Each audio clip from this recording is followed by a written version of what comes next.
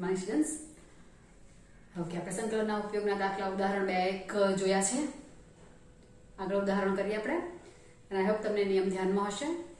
કઈ રીતે કરવાનું છે? આકૃતિ દોરો, લંબ દોરો, સૂત્ર કરતા કરો, અને સંકલન તો બહુ નાનું નાનું આવે છે. આટલા પોઈન્ટ્સ તમારા છે, તેના પર આપણે શરૂઆત કરીએ. ઉદાહરણ નંબર 3 થી લગભગ આપણું બાકી છે. ઓકે,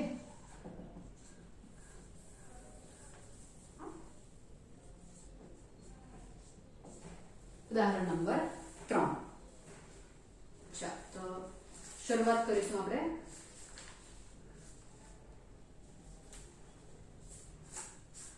ઉદાહરણ 3 જે છે તેમાં રકમ છે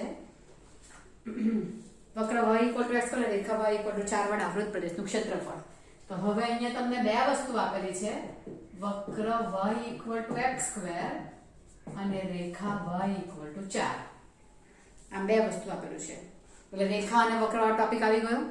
આગળના આપણે બે ઉદાહરણ કર્યા, તમે એક જ આકૃતિ આવતી હતી, સિમ્પલ. લંબ આપણે જાતે ડિસાઈડ કરવાના હતા. અહીંયા પણ નો ડાઉટ જાતે ડિસાઈડ કરવાના છે, પણ એક રેખા તમને આપેલી છે. એ રેખા જનરલી તમારી સમક્ષિતિજ અથવા તો શિરોલંબ હોય છે. બીજી રેખા પણ આવી શકે એમ તો, તે તમારાના પછીના પોઈન્ટમાં છે, જે તમારામાં અત્યારે નિકાળી કાઢેલો છે એ ટોપિક. એટલે રેખા અને વક્રમાં જે આપણે અહીંયા કામ કરવાનું તેવું આ રેખા સમક્ષિતિજ શિરોલંબ સિવાયની કોઈ બીજી પણ હોય ને, એટલે કે ઉગમ બિંદુમાંથી પસાર ન થતી હોય તેવી, કે ઉગમ બિંદુમાંથી પસાર થતી હોય તેવી, બધા માટે પ્રોસિજર તો સેમ જ છે એમ તો. કાલે મેં તમને બતાવેલું હતું લાસ્ટ વિડીયોમાં કે બે વક્રો આપેલા હોય તો વક્રોની બાદબાકી કરો એટલે તમને જે ક્ષેત્રફળ માંગેલું જેનું તે એરિયા આવી જાય છે. એટલે વક્રોની બાદબાકી એમાં આવે. અહીંયા એક રેખા મને શિરોલંબ કે સમજી આપેલું, એટલે x અક્ષ કે y અક્ષને લંબ આવવાની જોઈએ. અને એમ પણ આપણે આકૃતિમાં વક્ર પર લંબ દોરવાના જ હોય છે. વક્ર આવે પછી તેના બિંદુમાંથી આપણે લંબ અક્ષો પર દોરવાના હોય જ છે. તેમાંથી એક મને અહીંયા આપી દીધેલું હોય. તો હવે અહીંયા મને જે આપેલું હોય ને તે જ અક્ષ પર આપણે લંબ દોરવાના. અહીંયા y = 4 આવ્યું એટલે y અક્ષના લંબ રેખા થઈ ગઈ. એ તો યાદ રહેશે ને કે y = 4 એટલે સમક્ષિતિજ રેખા. તો y અક્ષના લંબ રેખા થઈ ગઈ. તો મારે એરિયા ડિફાઇન કરવા માટે લિમિટ જે લેવાની છે અપર ને લોઅર, તે y વાળી જ લેવાની. x અક્ષ વાળી લો તો નહીં થશે એવું નથી, તે પણ હું તમને બતાવી દઈશ આમાં. તો અહીંયા આપણે કામ શું કરવાનું છે, x² = y, એટલે આ વક્ર કયો છે તે પહેલા ડિસાઈડ કરો. x² = y, x ની પર વર્ગ અને y પર ન હોય એટલે પરવલય. y ની પર વર્ગ હોય ને x પર, એટલે એક પર વર્ગ હોય ને એક પર ન હોય એટલે પરવલય આવે. દ્વિઘાત સમીકરણ આવે ને તો સાદું આવે તો આપણે પરવલય જ કહેવાય છે. બરાબર? તો આ પરવલય છે. પરવલય હવે આડો કે ઊભો તે ડિસાઈડ કરો. આકૃતિ પ્રમાણે છે ને, તો આડો કે ઊભો તે ડિસાઈડ કરો. તો x ની ઉપર વર્ગ આવે એટલે ઊભો પરવલય, ને y ની ઉપર વર્ગ આવે એટલે આડો પરવલય. રાઈટ છે? એ તમને લાસ્ટ વિડીયોમાં મેં કહેલું પણ છે ખરું જ. તે છતાં પણ અત્યારે દરેક દાખલામાં હું કહેતી જ રહીશ કે આમાં વક્ર જે આવવાનો તે x ની ઉપર વર્ગ વાળો છે એટલે ઊભો વક્ર આવશે. એટલે ફર્સ્ટ ઓફ ઓલ હું આકૃતિ ડ્રો કરું છું. આકૃતિ તમારી એમ થોડી રફ હોય તો ચાલે, પણ આકૃતિ પાડવાની ખરી. એનું શીર્ષ 0,0 છે. 0,0 છે એટલે વક્ર આમ તો છેદ બિંદુ શોધીને કરવાનું હોય છે, હું ડાયરેક્ટલી કરી દઉં છું. બાકી વક્રોમાં છેદ બિંદુ તમારે શોધવાનું હોય છે. આ કયો વક્ર છે? તો કે x² = y, શીર્ષ 0,0 આવ્યું. ઓકે. અને બીજી રેખા, અહીંયા જેટલી રેખા વક્ર જે કંઈ આપણે તો બધું મારે આકૃતિમાં દોરી દેવાનું. રેખા y = 4 છે એટલે 1 2 3 4 આટલું થશે, એટલે y = 4 રેખા 4 માંથી પસાર થતી આવી ગઈ. સમક્ષિતિજ આવશે એટલે y = 4. હવે આના વડે આવૃત પ્રદેશનું ક્ષેત્રફળ એટલે આ રેખા ને આ વક્ર. તો વક્ર અને આ રેખાથી ઘેરાયેલો બંધ ભાગ કયો આવવાનો? તો કે આ રેખા થઈ ગઈ અને આ વક્ર થઈ ગયો. રાઈટ? આ રેખા અને વક્રથી ઘેરાયેલો ભાગ થયો એટલે મને આખો પૂછેલો છે. આખો પૂછેલો છે. આખા ભાગનું ક્ષેત્રફળ પૂછેલું છે. ઓકે. તો હવે તમારે કામ શું કરવાનું કે જેટલા ભાગનું મને ક્ષેત્રફળ પૂછેલું છે તે ભાગ ઘેરાયેલો હોય તેવી બે લંબ રેખા દોરવાની, કે બે લંબ રેખાની વચ્ચે એ ભાગ આવી જાય. રાઈટ છે? લંબ રેખા તમારે કેવી રીતે ડિસાઈડ કરવાની છે કે જે મને ક્ષેત્રફળ પૂછેલું છે જેટલું તેનો જે રેખાંકિત ભાગ છે, તો રેખાંકિત ભાગ એ બે લંબ રેખા વચ્ચે આવી જવો જોઈએ. તે x અક્ષ પર દોરવું હોય તો x અક્ષ પર દોરવાનો, y અક્ષ પર દોરવું હોય તો y અક્ષ પર દોરવાનો. બટ મેં શરૂઆતમાં કહ્યું તેમ કે અહીંયા મને એક સમક્ષિતિજ રેખા આપેલી છે રકમમાં, તો બીજી પણ મારે સમક્ષિતિજ લઈ લેવાની. તો તે મારે કઈ લેવા પડશે? તો તો વક્ર ઘેરાયેલો હોય તેટલો ભાગ કે જેટલોમાં રેખાંકિત છે તો એક તો બાઉન્ડ થઈ ગયો, બીજો અહીંયા બાઉન્ડ થાય છે, એટલે ધેટ મીન્સ કે આ રેખા જે આવી છે ને તે જ મારે બીજી સમક્ષિતિજ રેખા તરીકે લઈ લેવાની, અને એનું સૂત્ર મને નથી આપેલું પણ આપણે જાણીએ છીએ કે આ કોણ છે, x અક્ષ છે. x અક્ષ ધેટ મીન્સ કે y = 0 લેવાશે. તો આ બે સમક્ષિતિજ રેખાની વચ્ચે એરિયા આવી ગયો ને, બરાબર છે. બટ સમક્ષિતિજ રેખાની વચ્ચે એરિયા આવી ગયો, પણ મેં આટલું વિચારું, પૂછેલું તો આખું જ છે, આ ભાગ અને આ ભાગ બંને ઇક્વલ થશે, બરાબર. ઇક્વલ થશે તો શું એકનું જ શોધવું ને પછી મને બીજું ડબલ થઈ જાય તેવું થશે, કે અહીંયા 9 એટલે તો થઈ જાય છે પણ ડબલ કરવા પડે. આમાં મારે શું એમ દેખાય નહીં કે મેં ડબલ કરવાનું, અહીંયા કરીશ તો મને ખ્યાલ આવશે, એ પછીની વાત છે. એટલે અહીંયા બે વચ્ચે ઘેરાયેલો ભાગ છે, પણ હું શોધીશ પહેલા આટલું પ્રથમ ચરણમાં. કેમ પ્રથમ ચરણમાં તમને કેમ છું એ પણ તમને અહીંયા બતાવી દઉં મેં, કે મેં આટલું શોધીશ. હવે મેં અહીંયા શું થવાનું કે મેં y ની લિમિટ લેવાની ઇન્ટિગ્રેશનમાં. આ પછીનો ક્વેશ્ચન છે પણ તો પણ તમને અત્યારે કહી દઉં છું. y = 0 થી y = 4. એટલે અહીંયા ફંક્શન જે આવે તે કયા ચલમાં આવવું જોઈએ, y ચલમાં આવવું જોઈએ. y ચલમાં આવવું જોઈએ તો વક્ર કયો છે, x² = y. તો મારી પાસે છે x² = y. y માં આવવું જોઈએ એટલે મારે x ને સૂત્ર કરતા બનાવવાનું. x ને સૂત્ર કરતા બનાવો તો x = ±√y આવશે, બરાબર. એટલે મેં √y અહીં લખું તો બે માંથી કયું લખું એમ, તો બે માંથી કયું લખું તે બે ભાગ આવ્યા. આ ફર્સ્ટ ક્વોડ્રન્ટ નો ભાગ છે એટલે મારે પોઝિટિવ લેવા પડે, અને મારે બીજો દાખલો કરવો હોય તો પાછી લિમિટ આની આ જ આવે, પણ હવે મારું ફંક્શન કયું થઈ જાય, સેકન્ડ ક્વોડ્રન્ટ નું, એટલે x = -√y આવે, અને પછી એને મારે ડબલ કરતા શું કરવાનું, એડિશન કરવાનું, એવું થાય એમ. બટ આ બે સરખું જ આવે, ખાલી માઇનસ નો પ્રશ્ન આવે. માઇનસ નો પ્રશ્ન આવે એટલે જવાબ તમારો આ પોઝિટિવ આવતો હોય તો આ નેગેટિવ આવશે, આ નેગેટિવ આવતો હોય તો આ પોઝિટિવ આવશે, એટલું થશે. બટ આપણે ક્ષેત્રફળ શોધીએ છીએ, એરિયા ડિફાઇન કરીએ છીએ, તેટલા માટે એરિયાને આપણે શોધીએ છીએ, ફાઇન્ડ કરીએ છીએ, તો પછી મને જવાબ પોઝિટિવ જોઈએ એટલે આપણે માનાંક લઈએ છીએ. ધેટ મીન્સ કે આનો જવાબ કેવો થઈ જાય, સરખો થઈ જાય. એટલે આપણે શું કરીએ છીએ, એક જ શોધીએ અને તેને ડબલ કરી દઈએ છીએ, બરાબર. એટલે આને ડબલ કરી નાખો એટલે કામ પતી જાય. તો આવું બે કન્ડિશન આવે ને તમારી પ્લસ માઇનસ વાળી, ત્યારે તમને ખ્યાલ આવી જવો જોઈએ કે મારે કયું શોધવાનું છે. જો તમને રકમમાં જ કહી દે કે પ્રથમ ચરણનું છે તો સિમ્પલ છે, મને કોઈ પ્રશ્ન જ નથી, પ્રથમ ચરણમાં જ રેખાંકિત ભાગ કરવાનો. બટ એવું ન કર્યું હોય તો મારે ડબલ કરવો કે ન કરવો તે જોવાનું, અને ડબલ કરવો કે ન કરવો તેના માટે મારે શું જોવાનું, આ વક્ર જે છે તમે y પર લંબ દોર્યા એટલે y અક્ષ પ્રત્યે સમમિત છે કે તે જોવાનું, બરાબર. તો અહીંયા આપણે કહી નાખીએ, અહીં વક્રમાં એટલે વક્ર x² = y માં x = -x લેતા રકમ બદલાતી નથી, નહીં બદલાય ને, તે રીતે જ રહેશે. ધેરફોર x² = y જે છે તે y અક્ષ પ્રત્યે સમમિત છે. x = -x લખે એટલે y અક્ષ પ્રત્યે સમમિત છે. x બદલાય પણ y બદલાતો નથી. અહીંયા પોઝિટિવ x, અહીંયા નેગેટિવ x, પણ y તમારો પોઝિટિવ નો પોઝિટિવ જ રહે છે, એટલે y x પ્રત્યે કેવો છે, સમમિત છે. એમ જોઈને પણ કહી શકાય. આ લખાણ થયું, બરાબર. અને આ બધું તમે ન લખો ને સીધું તમે કહી નાખો, મગજમાં ગણતરી કરો કે હા એવા સમમિત છે, તમે એમ લખી દો કે y x પ્રત્યે સમમિત છે તો પણ ચાલે. કદાચ સમમિત શબ્દ લખવાનું રહી પણ જાય ને તો પણ વાંધો નહીં, પણ તમને ખબર હોવી જોઈએ કે ડબલ કરવું છે કે નથી કરવું તે, બસ. એટલે y x પ્રત્યે સમમિત છે એટલે એરિયા શું થશે, a = 2 I. સમમિત છે એટલે ડબલ કરીએ છીએ, જ્યાં I શું થશે તો કે I બરાબર લિમિટ કઈ આપેલી છે તો કે 0 થી 4, અને અહીંયા શું આવશે, fy dy. મને y ચલ જોઈશે ને, કારણ કે y = છે, અને તેના માટે હવે આપણે આ કરવાના, સમજાશે. અહીંયા જે ચલ હોય તેમાં જ ફંક્શન અહીંયા આવવું જોઈએ, એટલે તે સિવાયનાને મારે સૂત્ર કરતા કરવાનું. આખા ચેપ્ટરમાં, આખું જ ચેપ્ટર જે તમારું ડિડક્ટ થયું છે તેમાં પણ આટલી જ વસ્તુ ધ્યાનમાં રાખવાની છે, બસ આટલું જ, કે કોને સૂત્ર કરતા કરવાનું છે અને કોને નથી કરવાનું, બરાબર. તો હવે મારે આ શોધવાનું છે, તો પાછું મારે લખવાનું આ થશે, અહીં x² = y એટલે x ને સૂત્ર કરતા કરું છું, સૂત્ર કરતા x = ±√y, x = √y. કેમ, પ્રથમ ચરણમાં. તો હવે I મારી પાસે આવશે 0 થી 4 √y dy. √y નું ઇન્ટિગ્રેશન વેરી સિમ્પલ, 2/3 બહાર આવશે, લિમિટ મૂકું તો 4⁵2 ને 0⁵2, 2 નો વર્ગ આવશે, 2 નો વર્ગ રેઝ ટુ 3/2 ના તો 0 થઈ ગયું એટલે 2 નો ઘન એટલે 2/3 into 8 એટલે 16/3. Therefore a equal to તો શું છે 2 mod I છે ને 2 mod I એટલે 2 into 16/3 એટલે 32/3. દાખલો બહુ બધી વાર પૂછાયો છે, કહી દઉં તમને હું. એટલે આ તમારું થયું બરાબર. એક લાઈન આપે એટલે બીજી આ જ લીધી, એક મારે લેવા પડે એવું થાય છે, કોઈ પર બંને પણ લેવા પડે. તો આ થઈ ગયું તમારો દાખલો. બધા દાખલા તમારા આવી રીતે જ આવશે. મોસ્ટ ઓફ બધી પરવલયના ખાસ આવે છે અને પરવલયમાં પણ ઊભો પરવલય વધારે પડતો આવતો છે. ઊભો પરવલય ઓળખવાનો કેવી રીતે? x ની ઉપર વર્ગ અને y ની 1 ઘાત એવું થશે. આ દાખલાને તમને બીજી રીત બતાવી દઉં છું.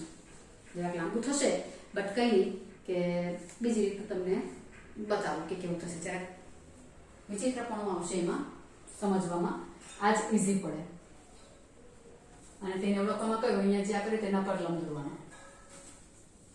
અરે રકમ ના ભૂસી કાઢી દે, આ બધું આમ જ રાખું ને. ઓકે, હવે શું આ બધી વસ્તુ મને આપેલી છે, જે આપેલી મેં દોરી નાખી. ઉદાહરણ 3 જ છે, ઓરમાં છે. બુકમાં પણ તમને બીજી મેથડ આપેલી છે. હવે શું કરેલું હતું કે અહીંયા મેં y અક્ષ પર લંબ દોરેલી હતી. y બરાબર 0 થી 4 લીધું ને એવા. હવે x અક્ષ પર લંબ દોરું અને લંબ દોરવા માટેની કન્ડિશન શું છે કે જે ભાગનું મને ક્ષેત્રફળ પૂછ્યું છે તે બે લંબ રેખા વચ્ચે આવી જવું જોઈએ. તેવા લંબ મારે દોરવાના.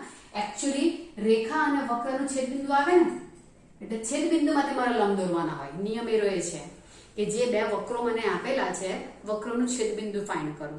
વક્રનું છેદબિંદુ ફાઇન્ડ કરો અને તે તમારે અહીંયા મૂકવાનું. અહીંયા તમારે મારી પાસે વક્ર કયો છે x² = y અને બીજું શું છે y બરાબર 4 એટલે x² = 4 આવે એટલે x = ±2, 4 y બરાબર 4 ને આ ±2 આવવાના. એટલે આ બિંદુ કયો આવશે 2,4 આવશે અને આ કયો આવશે -2,4. આ શોધવા પડે છેદબિંદુ. મારે એમ નિયમ છે કે જે વક્ર આપ્યા તેના મારે છેદબિંદુ શોધવા. લખી દઉં અહીંયા.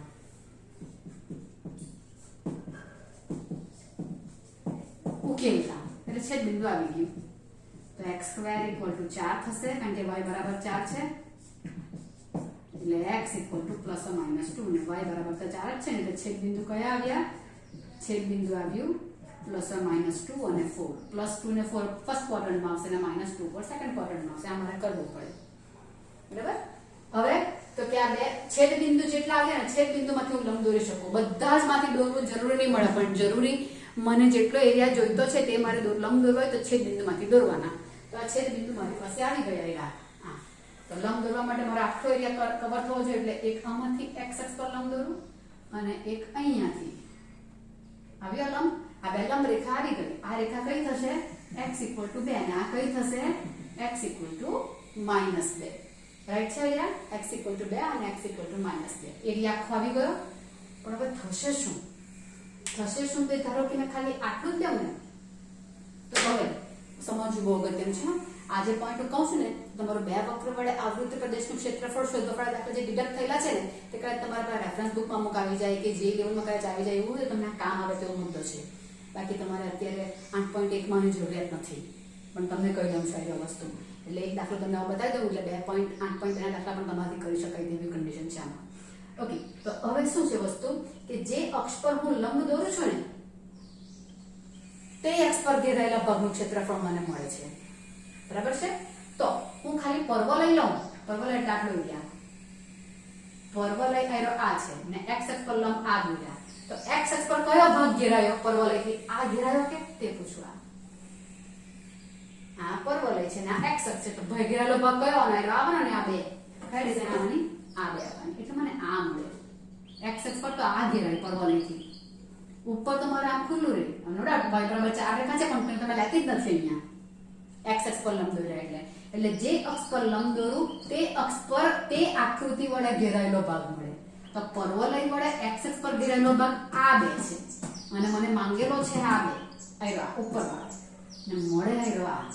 એટલે હું સીધું આમ લઈ લઉં ને કે i બરાબર -2 થી 2 એવું લઈ લઉં. -2 થી 2 ને પછી આ વક્ર લખી દઉં તો મારે સૂત્ર કરતા અહીંયા x ની લિમિટ આવી એટલે y સૂત્ર કરતા કરું એટલે x/dx.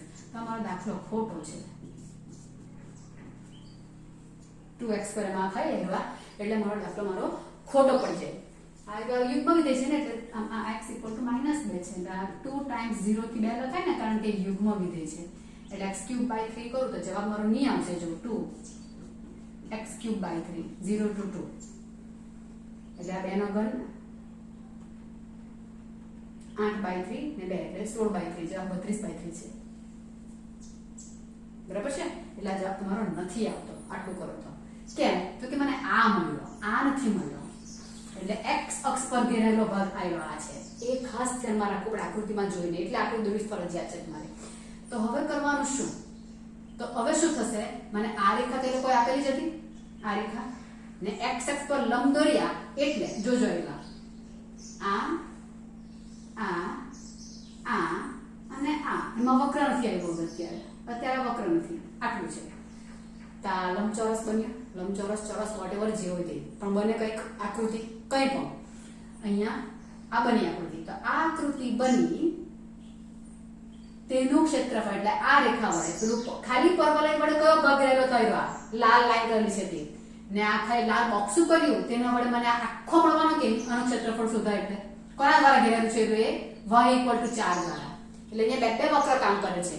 x² = y થી મને આ નીચેની લાઈન મળે છે ને y = 4 થી મને આખું બોક્સ મળે છે ક્ષેત્રફળનું એટલે I = -2 થી 2 કરું ને y = 4 dx એમ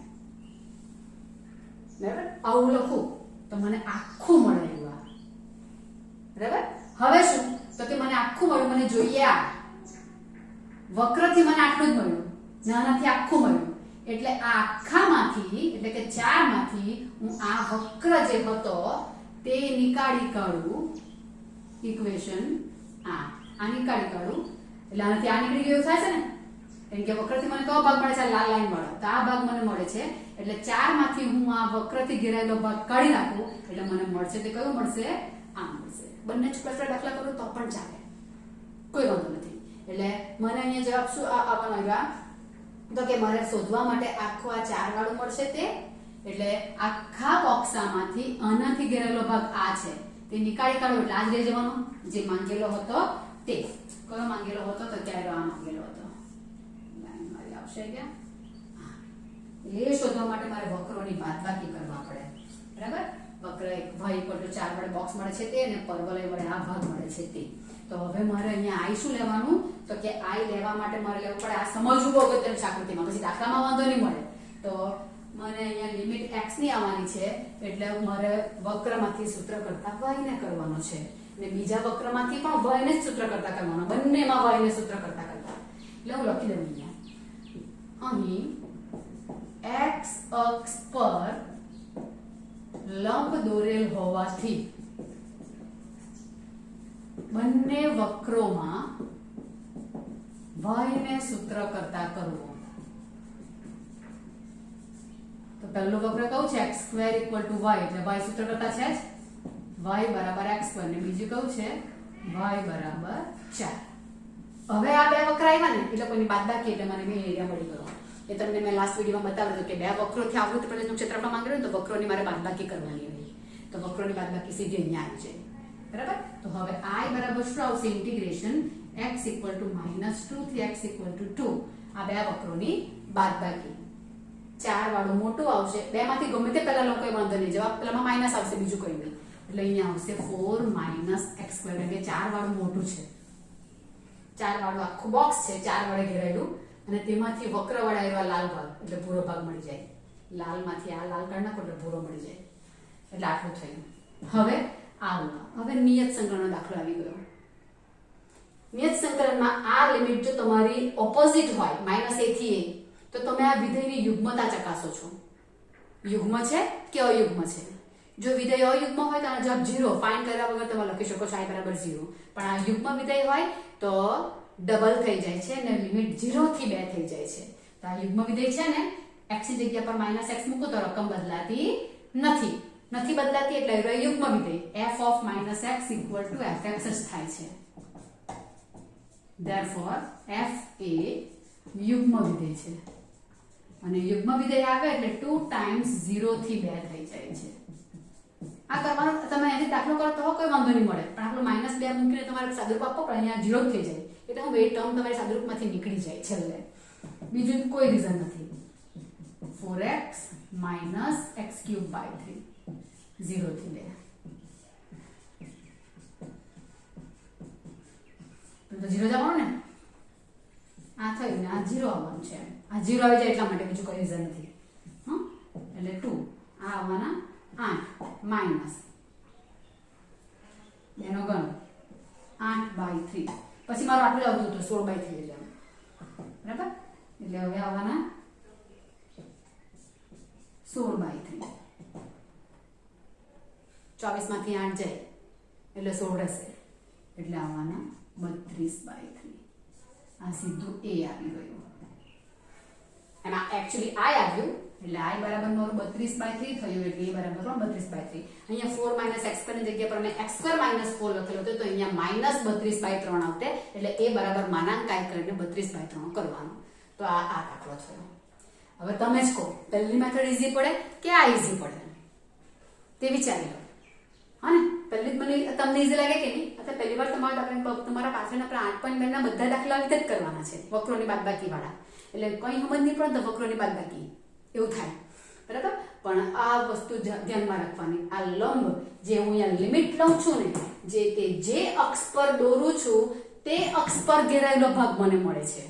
એટલે તમારે જોવાનું કે આકૃતિથી તે અક્ષ પર બંધ આકૃતિ કઈ આવી, એટલે હું પરવલય દોરેલો હોય ને તો પરવલય આમ આવવાનો છે, અને મેં આમ દોર્યા તો બંધ આકૃતિ આ જ આવી ગઈ, એટલે પરવલયથી મને આ જ ભાગ મળે એમ.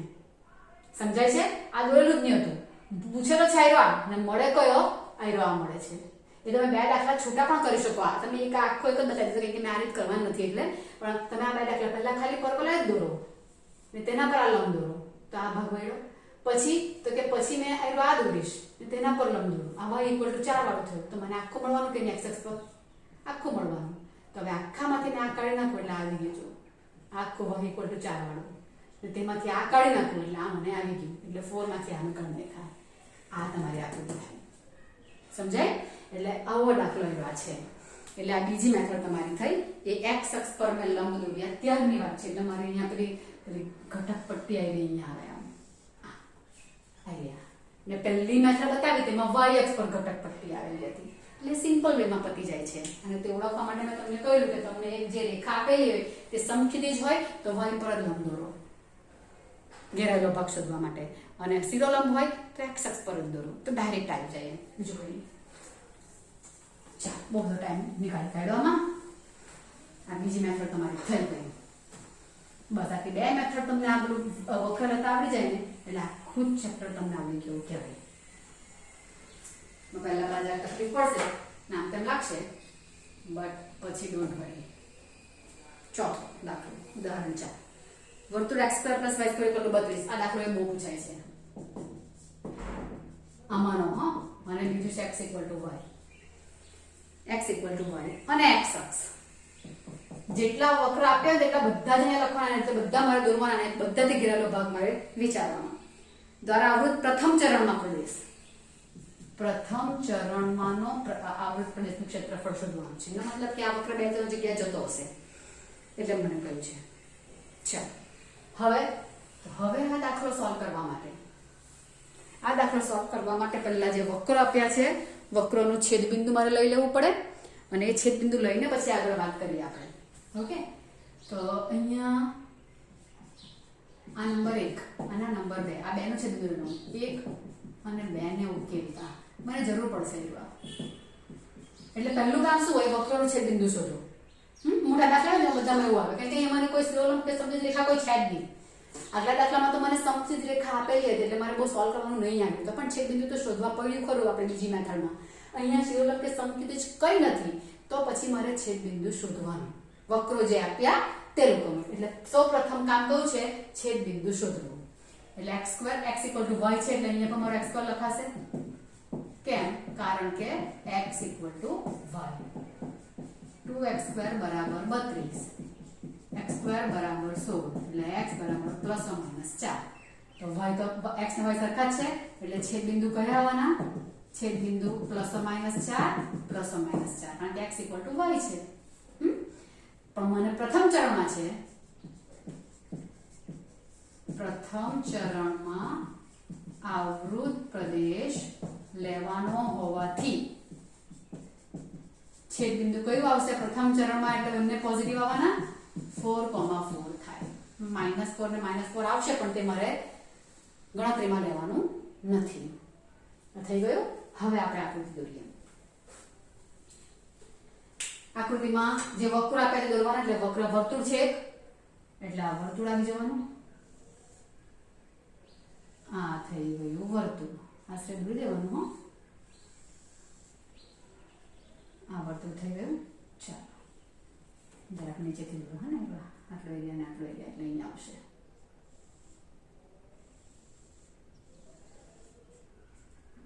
આ વર્તુળ કેન્દ્ર 0,0 છે અને ત્રિજ્યા કેટલી છે? ત્રિજ્યા પણ શોધવી પડશે ને આપણે. આ ત્રિજ્યા થવાની. ત્રિજ્યા એટલે અહીંયા તો r² બરાબર 32 છે, એટલે r બરાબર 16 દુ 32 એટલે 4√2. એટલે આ આવશે 4√2,0 ને આ -4√2,0 ત્રિજ્યા છે એટલે. બરાબર, આ થઈ ગયું.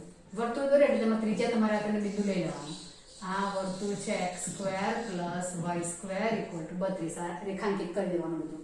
અને બીજી રેખા છે x = y. x = y એટલે ઉગમ બિંદુમાંથી પસાર થતી અને આ બેના સરખા ટુકડા કરે એટલે કે 90 નો એંગલ થાય છે તો 45 નો એંગલ થી રેખા આવશે. એટલે રેખા દોરી દઉં છું અહીંયા. તો તે છેદ બિંદુ અરે અને શું કહેવાય વર્તુળને ટચકીને આ તો તે છેદ બિંદુને તે આપણે શોધેલું છે 4,4 જેવું દેખાય ને. 4√2 એટલે 4 થી વધી ગયું કે નહીં, એટલે આ બિંદુ અંદર જ આવે કે નહીં? આના કરતા 4 અહીંયા આવશે. આ 4 એટલે આ આવ્યું 4,4 ને તેવું આ અહીંયા આવ્યું. ના આ ત્રીજા ચરણમાં એટલે -4 આપણે આ શોધ્યા તે થયું. અને બીજું મારે લેવાનું છે તે x અક્ષ લેવાનું છે. કયા ભાગથી ઘેરાયેલો એરિયા લેવાનો છે? તો કે વર્તુળ એટલે આ એરિયા થયો. ઓકે, રેખા x = y. x = y એટલે આ થઈ. અહીંયા બહાર જવા જાવ તો x = y અહીંયા જતું રહેશે. લેવાય તો ખરું, પણ મને અક્ષ કીધો છે ને એટલે x = y રેખા અને x અક્ષ એટલે x અક્ષ અહીંયા આવ્યો.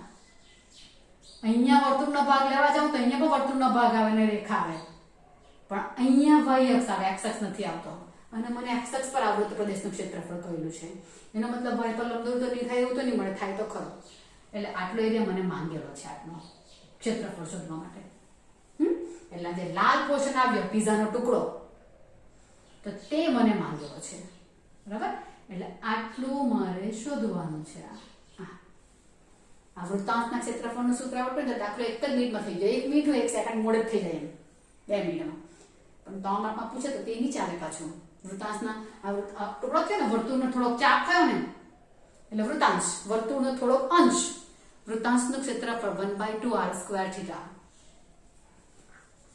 શોર્ટ મેથડ MCQ માટે વૃત્તાંશનું ક્ષેત્રફળ 1/2 r²θ. 1/2 r એટલે કોણ? r એટલે r² એટલે 32 અને θ એટલે વૃત્તાંશ કેન્દ્ર આગળ જે ખૂણો બનાવે તે આ θ. અને તે કેટલો થવાનો? આ 90 નો ને તેના સરખા ટુકડા થાય છે એટલે 45 નો થયો. એટલે કેટલા આવવાના?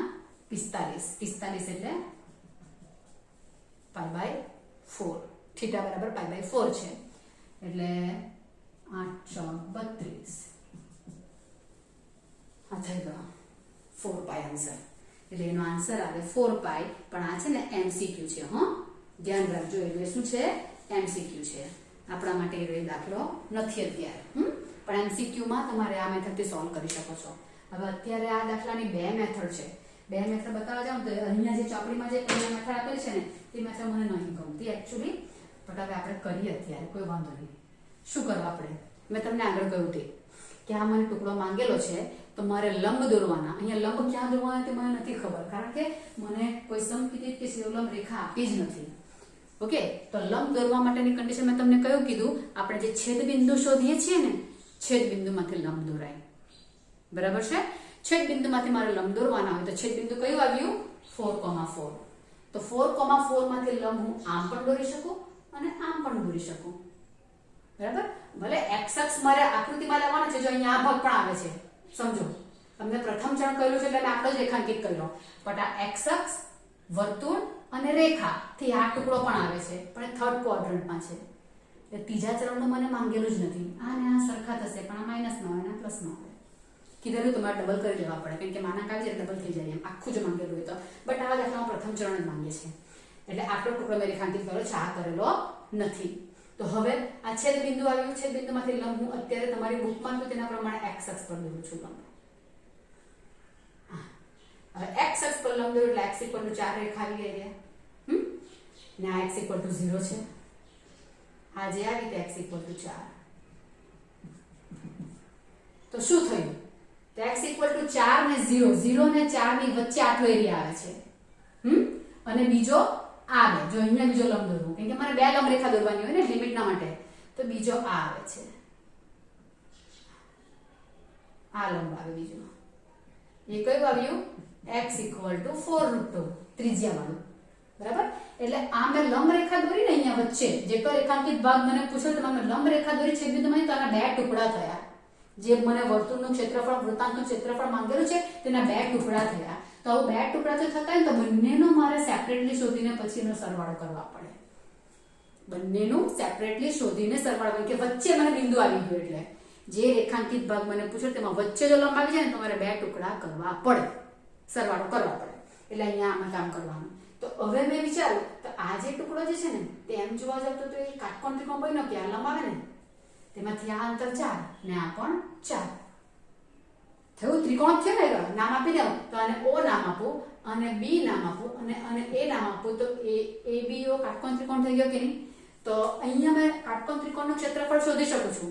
સંકલનથી કરવા કર્યું તો મેં સંકલન કરવાનું હોય, પણ થોડોક નાનો ટુકડો આવે તો મેં એમાં ત્રિકોણનું ક્ષેત્રફળનું સૂત્ર અપ્લાય કરી દઉં તો ચાલે. આખો દાખલો એવું તે નહીં કરવાનો. તો અહીં શું આવશે? ત્રિકોણ AOB કાટકોણ ત્રિકોણ છે. Therefore આ ટુકડો જે મેં શોધવાની તે શું થશે તો કે I1 ને આ જે થશે તે I2, એ બેના માટે મારે શોધવાનું છે A1 ને A2. તો I1 બરાબર શું થશે તો કે I1 બરાબર સીધું ક્ષેત્રફળ લઈ લઉં છું, ત્રિકોણનું ક્ષેત્રફળ. તો કે A1 સીધું લખી દઉં, આનું ક્ષેત્રફળ તો 1/2 પાયો ગુણ્યા વેધ. આ જવું છે ને 1/2 પાયો એટલે આ કેટલો છે 4, આટલું અંતર 4 ને આ પણ 4 આવશે, કારણ કે y પર આ પણ 4 છે ને, બંને x પણ 4 અને y પણ 4 છે, આ બે એટલે આવવાના 8, બરાબર. 16/2 એટલે 8 થવાનું. આ 8 ચોરસ એકમ મને A1 આવી ગયું. હવે તો કે હવે આ મને મળી ગયું ને, જો મારે આમાં શોધવા પડતે ને i થી કરતે ને I1 ઇન્ટિગ્રેશન લિમિટ લેતે ને તો 0 થી 4 ની વચ્ચે ઘેરાયેલો ભાગ, 0 થી 4 ની વચ્ચે, પણ 0 થી 4 ની વચ્ચે તમે જો ખાલી રેખા જ કામમાં આવે છે, વર્તુળ કામમાં નથી આવતું આ જોવા. એટલે મારે અહીંયા ખાલી રેખા લેવાની x = y. હવે આ કોની કિંમત છે? 0 થી 4 x ની કિંમત છે ને, એટલે મારે y ને સૂત્ર કરતા કરવાનું, એટલે અહીંયા x dx આવશે. આવો છે હા, કાટકોણ ત્રિકોણથી ની કરું તો આવ્યું આ, એટલે x² / 2 આવે, 16/2 એટલે 8 થઈ ગયું. આવ્યું આવો છે, ધ્યાન રાખજો. એમાં ખાલી રેખા જ કામમાં આવી છે. રેખાંકિત ભાગ જે થયો આટલો તેમાં વર્તુળ કામમાં આવતું જ નથી, એટલે ખાલી રેખા જ વાળો પોર્શન લીધો, આ ટુકડો કર્યો. હવે હું બીજું શોધવાની, કયું? આ ટુકડો. તો એમાં 4 થી 4√2 છે. 4 થી 4√2 માં ફક્ત વક્ર જ કામમાં આવે છે, રેખા કામમાં નથી આવતી. એટલે જ્યારે મેં ઇન્ટિગ્રેશન કરીશ ત્યારે ફક્ત વક્ર લઈશ, રેખા નથી આવતી. તો મારે અહીંયા રફ કરવું પડશે, રાઈટ છે. A2 માટે મારે I2 શોધવા પડશે. હવે એમાં પોઈન્ટ કયા આવે? 4 થી 4√2, x = 4 થી x = 4√2. અને એમાં કોણ આવશે? ખાલી વર્તુળ છે, જો એવા વર્તુળથી ઘેરાયેલો ભાગ જ છે એટલામાં આટલો, અને વર્તુળ એટલે x² + y² = 32 છે. એટલે અહીંયા fx dx લખી દઉં, રાઈટ છે. હવે x² + y² = 32. અહીંયા x આવ્યો એટલે મારે સૂત્ર કરતા y ને કરવાનું, અને પ્રથમ ચરણમાં છે એટલે પોઝિટિવ જ લેવાનું. અમારે પહેલા કરી નાખવું પડે, અમે અહીંયા કરી નાખવા પડે, પછી આ લેવા પડે. તો I2 બરાબર આવશે 4 થી 4√2 વર્ગમૂળમાં 32 માઇનસ એક્સ સ્ક્વેર dx. હવે આ સૂત્ર તમારું આવી ગયું a square minus x square, બરાબર. a square minus x square નું સૂત્ર આવ્યું તેમાં અહીંયા આવવાનું x/2 વર્ગમૂળમાં રકમ પ્લસ a આગળ છે એટલે a square by 2, a square તો બધું શું થવાના ને 32/2 sin inverse x by a એટલે 4√2 થશે ને, આવ્યા 4√2 નો સ્ક્વેર. આ કિંમત મોટી આવે લખવાની 4 થી 4√2, બરાબર. હવે કિંમત શોધીએ. અહીંયા 4 મૂકું અરે 4√2 મૂકું ને અહીંયા 4√2 મૂકીશ એટલે 32 નો 32 આવી જવાના. આ જો એટલે અહીંયા તો પણ લખો અહીંયા 4√2/2 ને આ થઈ જવાનો 0. x ની જગ્યા પર 4√2 મૂકો એટલે આખું જ 0 થઈ ગયું. 32 અરે 32/2 આવે ને, a square by 2 16 sin inverse 4√2/4√2 એટલે 1 માઇનસ 4 મૂકીશ આ 1 રે 4 મૂકીશ એટલે 4/2 2 થવાના 32 minus 16 plus 16 sin inverse x એટલે 4 4/4 એટલે 1/√2 કિંમત મૂકેલી છે. બધું આપેલું તમારું આ તો નીકળી ગયું. અહીંયા રહેવાનું તો અમે ક્યાં લખો, અહીંયા લખી દઉં જરાક. 16 sin ઇન્વર્સ 1 એટલે π/2 માઇનસ 2 32 ઓછા 16 એટલે 16 રહેવાનું. 16 નું વર્ગમૂળ 4 એટલે 2 ગુણ્યા 4 માઇનસ પ્લસ 16 sin ઇન્વર્સ 1/√2 એટલે π/4 એટલે 16 π/2 minus 8 plus 4 pi. બરાબર. આ આવ્યું તે a2 આવ્યું, બરાબર. આ a2 આવ્યું. હવે a equal to a1 plus a2 આ બેનો સરવાળો. a1 કેટલા છે 8 અને આ આવ્યા આ પણ 8 pi થયા ને 8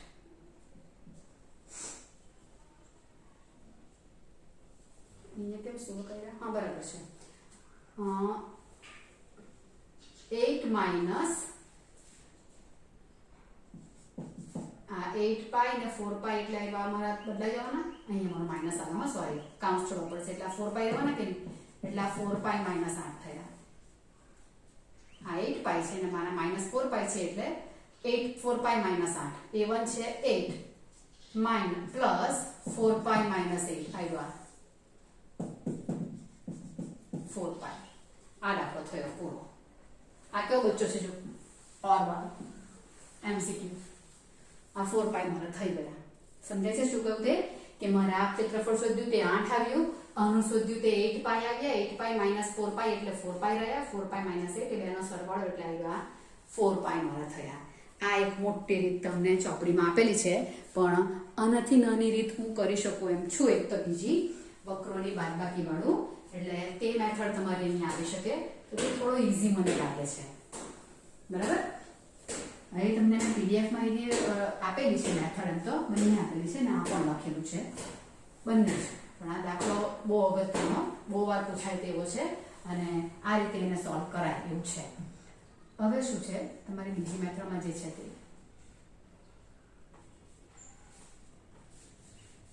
આ બધું બરાબર છે. ચાલો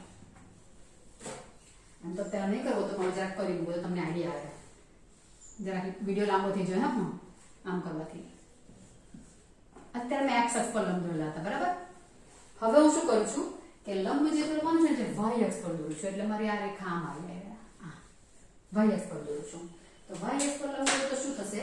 છેદ બિંદુમાંથી મારા લંબ દોરવાના, એટલે છેદ બિંદુમાંથી આમાંથી દોરું તો લંબ અહીંયા આવશે. હા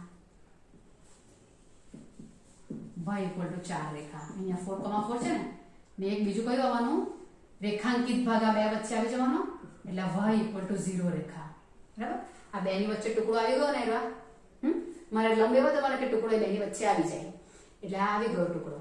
પણ હવે થશે શું કે એનાથી મારે y અક્ષ પર ઘેરેલો ભાગ મળશે. પેલા x અક્ષ પર ઘેરેલો ભાગ મળે, અહીંયા y અક્ષ પર. તો અહીંયા વિચારો કે જો હું રેખા લઉં તો રેખાથી કયો ભાગ ઘેરાય છે? અહીંયા y અક્ષ પર આયરો જે બ્લેન્ક છે તે ઘેરાય ને. આયરો આ રેખા લો તો રેખાથી x અક્ષ પર આયરો આ રેખા આયરો આવે, અહીંયા વચ્ચે ટુકડો આવી જાય તો બટ અહીંયા આ રેખાથી y અક્ષ પર આ બ્લેક જે નથી માંગેલો તે મને મળે, અને રેખા ન હોય ધારો કે અને ખાલી પરવલય હોય અરે વર્તુળ હોય તો વર્તુળથી મને y અક્ષ પર આખો મળે કે અહીંયા આટલો y અક્ષ અહીંયા આવી ગયો છે એટલે y અક્ષ પર મને આખો મળાયો આ બરાબર છે. આ રેખાથી મળે y અક્ષ પર આ મને જોઈતો છે તે પણ મળે વર્તુળથી ને આ પણ મળે એટલે મારે શું કરવા પડે, આ વર્તુળ જે છે વર્તુળમાં મને વધારાનું મળે છે તેમાંથી વધારાનું જે છે તે રેખાથી મોટો છે તે મારે બાદ કરવું પડે, વક્રોની બાદબાકી. એટલે એમાં મારે વક્રોની બાદબાકી કરું તો મેળ પડી જાય. જો વર્તુળથી આ આખું મળે અને રેખાથી આ મળે એટલે વર્તુળમાંથી આ બાદ કરું એટલે અહીંયા પણ કાટકોણ ત્રિકોણ આવે તો મને સેપરેટ શોધવાનું કોઈ કામ જ નથી, શોધું તો પણ કોઈ પ્રોબ્લેમ નહીં આવે. એટલે મને i બરાબર શું કે મેં y અક્ષ પર લંબ દોરેલા છે, લંબ લેતા સૂત્ર કરતા કોને કરવાનું, સૂત્ર કરતા x ને કરતા, એટલે અહીંયા x square plus y square બરાબર 32 છે એટલે x ને સૂત્ર કરતા કરું તો 32 આ જવાનું બેઠું અને પ્રથમ ચરણમાં એટલે પોઝિટિવ જ આવવાનું અને આમાંથી x ને સૂત્ર કરતા કરો એટલે x બરાબર y અને એ બે વક્રોની બાદબાકી લિમિટ કઈ આવશે 0 થી 4. અહીંયા પેલું વર્ગમૂળ ને બધું કઈ આવે જ નહીં. વર્તુળમાંથી રેખા બાદ કરું એટલે વર્ગમૂળમાં 32 minus y square minus y આ 1 અને 2 ની બાદબાકી બનશે તે fx બને, fx માઇનસ gx એવું કહેવાય dx સોરી માં dy.